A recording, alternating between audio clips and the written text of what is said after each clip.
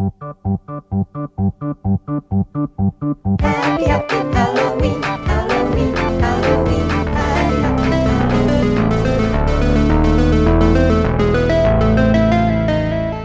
In 1982, the third Halloween movie was released, but this entry was unlike any other Halloween movie in the entire franchise, as this one did not feature leading Halloween antagonist Michael Myers. Nope, Myers was removed from his own franchise. In fact, not only does Halloween 3 Season of the Witch have absolutely nothing to do with the other Halloween movies, it's not even part of the same genre, as Halloween 3 isn't a slasher film, but rather more about the supernatural.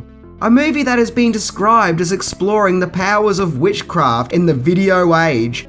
A surreal story about evil Halloween masks, which makes children's heads melt into a disgusting mess of snakes and bugs once a TV commercial is shown while the mask is being worn. As this is the evil plot of Conal Cockram, an evil wizard and children's mask maker, who is creating these evil masks, which are being powered by the magic of a piece of stone from Stonehenge, in which Cochrane gets robots to do his bidding. Yeah, there's also robots in this. So of course, it's up to Tom Thrill Me Atkins to step in and try and save the day. To say this movie is weird is an understatement, but damn if this movie isn't fun and awesome. I mean, you gotta admit it, it's very enjoyable. When this movie first came out, people hated it, because when they went to see a Halloween movie, they were expecting to see Michael Myers slicing and dicing people. They didn't want to see this story about a strange warlock and his evil robots taking over the world with latex Halloween masks. But nevertheless, in recent years, the movie has gained more of a fan appreciation from fans who observe it more as being a standalone film. And the movie has even got a cult following. So today we are going to explore 10 things that you may not know about Halloween 3 Season of the Witch. The Halloween movie that has the tagline, "The night no one comes home." Seriously, that's its tagline.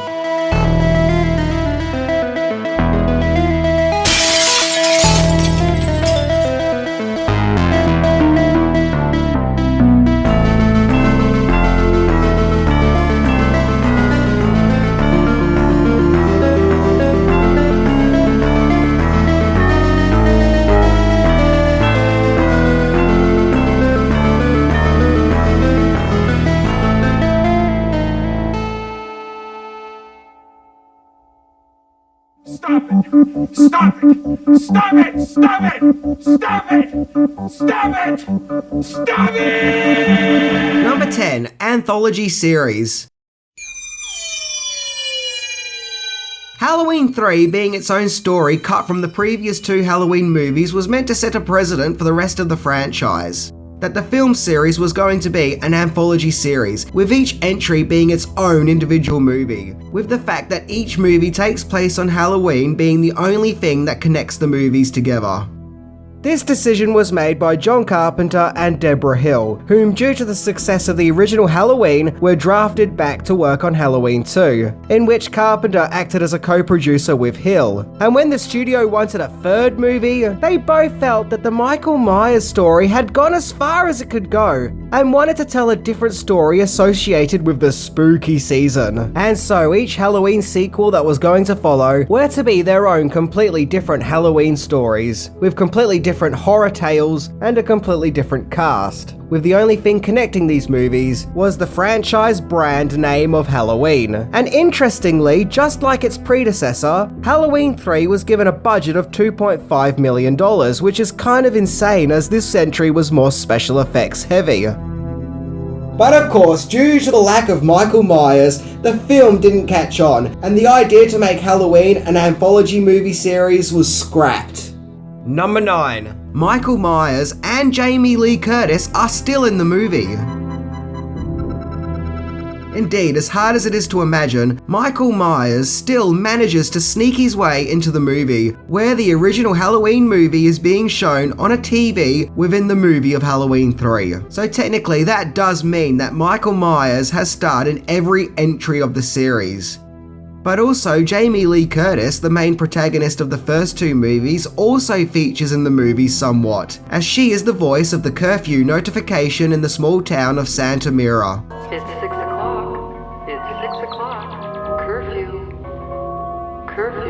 and even Nancy Kyes, who played the pot-smoking Michael Myers victim, returns as an uptight ex-wife of the main lead. Curtis wouldn't show up again in the series until 1998's Halloween H2O, followed by 2002's Halloween Resurrection, and then the 2018 sequel reboot, which is also called Halloween, which ignores all the movies after the 1978 original Halloween movie, and of course she would then return for that movie's sequel Halloween Kills, of which these rebooted movies are not to be confused with Rob Zombie's reboots. Yeah, this franchise has gone on all sorts of different tangents over the years. It's kind of hard to keep up with them, and knowing which movie belongs to which piece of continuity. Number 8. The co-writer had his name removed. As far as the writing goes for the movie, all credit is to Tommy Lee Wallace, who was also, by the way, the movie's director, as well as being the editor and production designer for the first Halloween movie, and he even played Michael in that terrifying closet scene. However, Nigel Neal actually wrote a huge chunk of the script of Halloween 3. 60% according to John Carpenter. Nigel Neal was a British screenwriter, best known for the Quatermass series. However, due to creative differences, Neal demanded his name be removed from the script, supposedly because he didn't like the more violent and gruesome direction the movie was going in. And so Tommy Lee Wallace was credited as the only writer of the movie. Also, apparently Wallace just wanted to call it Season of the Witch and cut ties with the Halloween franchise, as he knew that using the Halloween title may hurt the movie. And I have to say that I completely agree with him. I think the movie would have fared up much better if it just went under the title Season of the Witch, without advertising itself as a Halloween sequel. And executive producer Irwin Yablans called the decision of making a Halloween movie without Michael Myers as stupid and ill-advised, and further said that he had nothing to do with Halloween 3, they just sent him a big fat check, as well as claiming that Michael Myers is the backbone of the series. Number 7. Silver Shamrocks Catchier Than Hell jingle is a pre-existing song. It seems that the main thing that most people remember and talk about in regards to Halloween 3 is the Catchier Than Hell Silver Shamrock theme, the song used in the commercial which causes the masks to attack. This song should actually come with a health warning, because the minute it enters your head, the goofy, catchy song is stuck there and won't be going anywhere anytime soon. Happy, happy Halloween, Halloween, Halloween. Stop it! Stop it! Stop it! It just won't get out of my head, and I've tried everything! The production team knew that the song would have to feature a catchy jingle, one that is easy to remember and hum to. So the tune they ended up using was the old nursery rhyme, London Bridge is Falling Down. So it's actually London Bridge is Falling Down that is addictively contagious. The rhyme song was written in 1718 and isn't owned by any copyright, making it public domain, which means that anyone can use it without getting into any trouble with copyright issues. So they just used the London Bridge jingle. And hey, one catchy tune later, and people have spent decades trying to get the Silver Shamrock theme out of their heads. The irony of this being is London Bridge is copyright free, whereas the song Happy Birthday technically isn't, as it's owned by Warner's. True story. Number 6, Michael Myers is an android.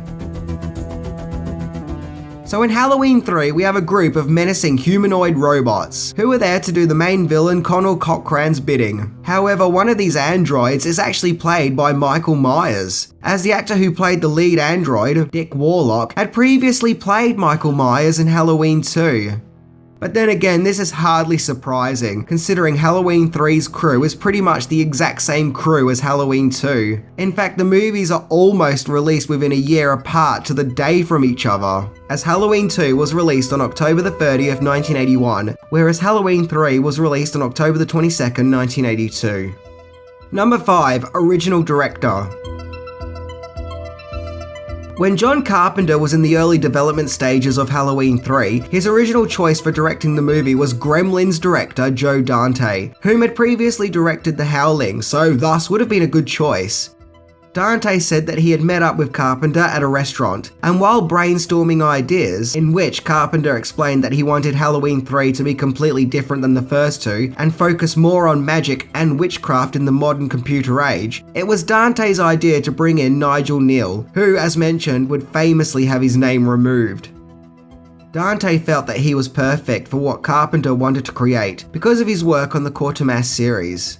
However, before the deal was sealed for Dante to direct Halloween 3, Dante was offered to direct a segment in the Spielberg-produced Twilight Zone movie, to which he took that job instead, as Halloween 3 wasn't set in stone yet. Or rather, set in Stonehenge yet. Number 4, there was a couple of different endings. While promoting the movie, Tom Atkins told the hometown publication he didn't know how the movie ends, as several endings were filmed, and thus he didn't know which one the production team ended up using. The ending they went with was the memorable downbeat one, much to the dismay of Universal Pictures, who wanted a traditional happy ending. John Carpenter told Tommy Lee Wallace to give the movie whatever ending he wanted. So rather bravely, the movie ends with the deadly Silver Shamrock advert playing to the world, causing the Dan Chalice character played by Tom Atkins to scream in utter dread. Also, having the Dan Chalice character scream "Stop it" into the camera was meant to be a nod to the "You're next" ending of the Invasion of the Body Snatchers. Number 3. The movie's poor performance caused the return of Michael Myers. Yes, sadly, the movie failed to please movie audiences and made much less money than the previous two entries, which led to the studio to then solely focus on making Halloween a Michael Myers franchise. So although Halloween 3 doesn't feature the serial killer in a storytelling sense, it was actually a huge part of the evolution of Michael Myers. As had Halloween 3 worked, then 1 and 2 is all we would have seen of the white masked serial killer, as he may not have gone on to become such a pop cultural icon. So it was because of the failure of Season of the Witch that it was then decided to just focus on the deranged knife-wielding serial killer. So 6 years later, the Halloween franchise came back with Halloween 4, The Return of Michael Myers, a title obviously used to put it straight that Myers is back this time round, unlike the last outing, and thus a movie legend and franchise was born. Number 2, John Carpenter returns in more ways than one. Even though John Carpenter returns as a producer of Halloween 3 and oversaw the entire project as he did with Halloween 2, he actually contributed more than just being a producer, as he also provided the movie's score, as he has done with many of his films that he has directed. This new rendition of the Halloween theme sounds a bit familiar to the original one, but I love how he's also made it sound more synthesized, with more of a digital sound to go with the whole modern computer and TV age theme. Also, the following year, Carpenter directed and scored the movie Christine, and I can't help but feel like the Halloween 3 and Christine's scores sound quite similar. Either way, both themes are awesome. Bonus entry. Influence of the title. Halloween 3 Season of the Witch is the first entry in the Halloween series to feature a subtitle, that of course being Season of the Witch, of which subsequent Halloween movies also featured subtitles. But where did Season of the Witch come from? Well, it's a callback to a 1973 George A. Romero movie called Season of the Witch, which actually was originally released as Hungry Wives. And I guess that someone in the production liked the title of Season of the Witch and decided to use that. Despite the fact that Halloween 3 doesn't really have a witch. Okay, it has a warlock, but not a witch. The original story was also said to be more psychological, with a story revolving around the terror of the mind rather than physical terror, but Dino De Laurentiis, whose company was co-producing the movie, did not like this more psychological aspect of Halloween 3, and insisted that more violence and gore be added, which is how we got Halloween 3 Season of the Witch as we know it. Number 1, Tom Atkins didn't let illness stop him from starring in the movie. Let's face it, Tom Atkins is an awesome on-screen badass. Hey, he's probably still a badass off-screen too. I mean, after all, anyone with a man-tash like that is bound to be. But in 1982, when starring in Halloween 3 Season of the Witch, is when his badassery really shines through, as while filming, the actor suffered pneumonia. But did he let that stop him? Hells to the no, he didn't. Yep, he acted his way through pneumonia, a deadly condition that has actually killed people. And that, peoples, is why Tom Atkins is the quintessential 1980s B-movie badass. For the record, I actually really like Halloween 3. As far as a horror movie from the 80s goes, it's got some fun and interesting ideas, and is a perfectly enjoyable movie. And in the Halloween franchise, this one will always be a standout, and forever be that one that did its own thing. In essence, Halloween 3 marks an interesting, quirky, and experimental time in the ever-popular Halloween franchise. A franchise which is still going on today. Okay guys, that was my look into Halloween 3, the strangest and most controversial Halloween movie to date, and without a doubt the most unique. I would call it underrated, but I think in modern years it has started to get the recognition that it deserves. There is more to Halloween 3 than just being the Halloween movie that didn't feature Michael Myers. Its fun, surreal, and unique storytelling makes it a great and memorable experience for any lover of horror, and should definitely be watched without the Halloween brand name in mind. Anyway, I'm Minty, and I'm off to therapy to try and get that damn Silver Shamrock theme out my head. See ya!